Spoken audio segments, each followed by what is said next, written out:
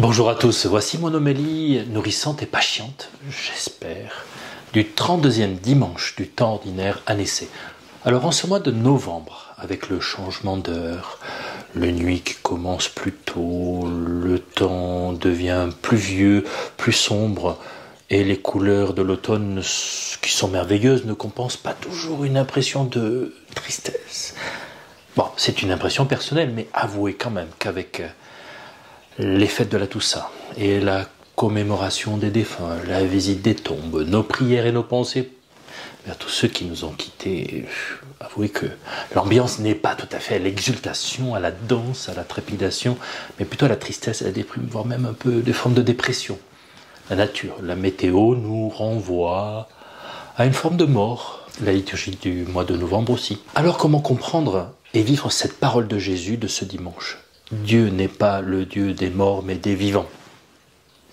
Comment vivre nos tristesses, nos déprimes, nos dépressions, nos petites et grandes morts, en tant que chrétiens appelés à être des vivants? J'aimerais préciser d'abord 3 points.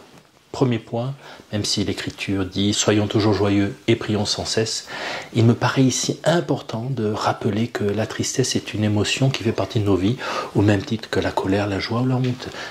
Elle est un message, un langage de notre corps et il s'agit de l'écouter pour comprendre ce qu'elle a à nous dire, cette tristesse. Deuxième point, les déprimes et les dépressions font aussi partie de nos vies. Il nous est demandé de les accueillir et de nous engager dans un chemin, reconnaître qu'il y a un chemin où nous traversons cet état pour accueillir à la fin davantage de vie. C'est la définition même de la Pâque, une traversée de la mort à la vie. Troisième point, il y a différentes sortes de dépression. La dépression qui laisse les personnes dans un état d'impuissance, de sidération, comme si leur cerveau était en panne, en block-out. Ces personnes ont parfois besoin d'être hospitalisées.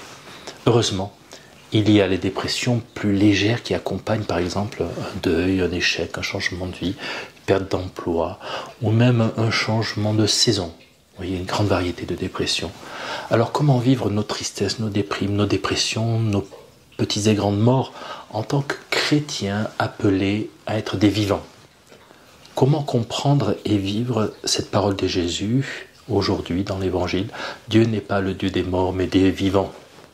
Premièrement, rester des vivants dans cette maladie qu'est la dépression passe par reconnaître que nous ne pouvons pas nous en sortir seuls, c'est pas possible. Je pense que toutes les formes d'aide sont importantes et ne doivent pas s'exclure les unes des autres. Je pense à un psychologue, un psychiatre, des médicaments, un conseiller spirituel, un coach, des amis qui comprennent, etc. Tout est bon pour nous aider. Deuxièmement, il s'agit de reconnaître qu'il y a un chemin vers la guérison qui peut prendre plusieurs mois et parfois même des années pour les dépressions les plus fortes. Donc il s'agit de s'armer de patience et de bien s'entourer. Troisièmement, il s'agit d'un combat contre la mort où l'arme la plus forte pour nous est la confiance et l'espérance que Dieu aura le dernier mot et pas la mort.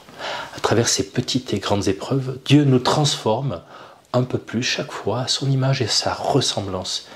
Il nous montre sa fidélité, son amour. Merci Seigneur. L'expérience montre que les personnes qui ont fait ces traversées douloureuses deviennent plus vraies, plus humbles et plus proches de leur mission de vie. Alors merci Seigneur et grande bénédiction maintenant pour ceux et celles qui traversent actuellement ces ravins de la mort et ces vallées de larmes. L'amour et la vie vaincront. Amen. N'hésite pas à me partager sous la vidéo, dans les commentaires, ce que tu penses de l'évangile de ce dimanche. Quelle est ta méditation? N'hésite pas à t'abonner, à mettre un pouce, un like. Tout est bien. Cela aide ma mission par Internet. Ciao, à dimanche prochain. Soyez bénis. Le roi de mon cœur soit la montagne qui m'élève, la source qui m'abreuve.